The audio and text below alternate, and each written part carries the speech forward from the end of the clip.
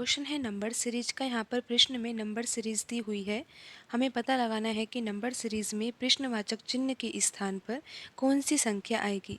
तो आप यहाँ पर देख ही सकते हो कि संख्याएं लिखी हुई है 2, 1, 2, 4, 4, 5, 6, 7, 8। इन संख्याओं में तो कोई भी पैटर्न लग नहीं रहा है। तो हम ऐसा करते हैं कि यहाँ पर जो ये संख्याएँ दी हुई है, संख्याओं का समूह बना लेते हैं। यहाँ पर हम तीन तीन संख्याओं का समूह बना सकते हैं। तो पहला समूह तो होगा ये, जिसमें संख्या लिखी हुई है 2, 1, 2। दूसरा समूह ये होगा, तीन संख्याओं का ही है, 4, 4, 5। और संख्याओं का तीसरा समूह यहाँ पर होगा 6, 7, 8। तीन संख्याओं का समूह है। और यहाँ पर चौथा समूह ये होगा, जिसमें भी तीन संख्याएं होगी, लेकिन हमें यहाँ पर चौथे समूह की पहली संख्या ही ज्ञात करनी है। तो आइए अब हम समझते हैं कि यहाँ पर जो पहले समूह की पहली संख्या 2 है, दूसरे समूह की पहली संख्या यहाँ पर 4 है, तीसरे समूह की पहली संख्या यहाँ पर 6 है, और हमें यहाँ पर ज्ञात करना है चौथे समूह की पहली संख्या क्या होगी। तो आइए अब हम यहाँ पर संबंध देखते हैं कि यहाँ पर समूह की जो पहली संख्याएं हैं उनमें क्या संबंध है। तो आप देखिए यहाँ पर 2 है, 2 के बाद यहाँ पर 4 लिखा हुआ है, तो 2 में 2 जोड़ा गया है, तब जाकर यहाँ पर 4 आया है। 4 के बाद यहाँ पर अगला जो पद है वो 6 लिखा हुआ है, तो 4 में अगर 2 जोड़ दिया जाए तो 6 आता है।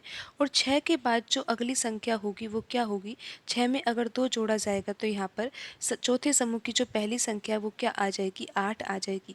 तो यहाँ पर प्रश्न चिन्ह के स्थान पर कौन सी संख्या आएगी, 8 आएगी, और ऑप्शन सी में लिखा हुआ है 8। लेकिन हम यहाँ पर चौथे समूह की बाकी संख्याओं को भी ज्ञात कर लेते हैं।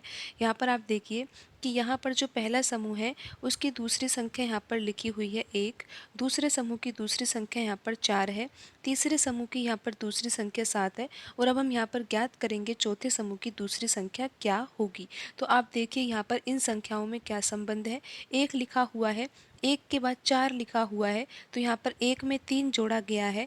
फिर देखिए कि 4 के बाद यहाँ पर 7 लिखा हुआ है, तो 4 में भी 3 जोड़ा गया है, तब जाकर यहाँ पर 7 आया है।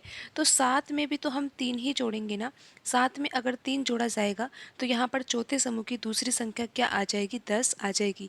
तो अब आप यहाँ पर समझ ही गए हो कि यहाँ पर चौथे समूह की जो पहली संख्या है जो हमें ज्ञात करनी है वो तो 8 है, और दूसरी संख्या यहाँ पर क्या है, 10 है। आइए अब हम यहाँ पर तीसरी संख्या भी ज्ञात कर सकते हैं। यहाँ पर देखिए जो ये पहला समूह है, पहले समूह की यहाँ पर तीसरी संख्या 2 है। फिर यहाँ पर दूसरे समूह की तीसरी संख्या क्या है, 5 है, तीसरे समूह की तीसरी संख्या 8 है, और हमें ज्ञात करनी है यहाँ पर चौथे समूह की तीसरी संख्या क्या होगी। तो यहाँ पर आप देखिए तीसरी संख्याओं में क्या संबंध है, 2 के बाद यहाँ पर 5 लिखा हुआ है, तो 2 में 3 जोड़ा गया है। 5 के बाद यहाँ पर 8 लिखा हुआ है, तो 5 में 3 जोड़ा गया है। फिर 8 के बाद यहाँ पर क्या आएगा, 8 में अगर 3 जोड़ा जाएगा तो यहाँ पर 11 आ जाएगा।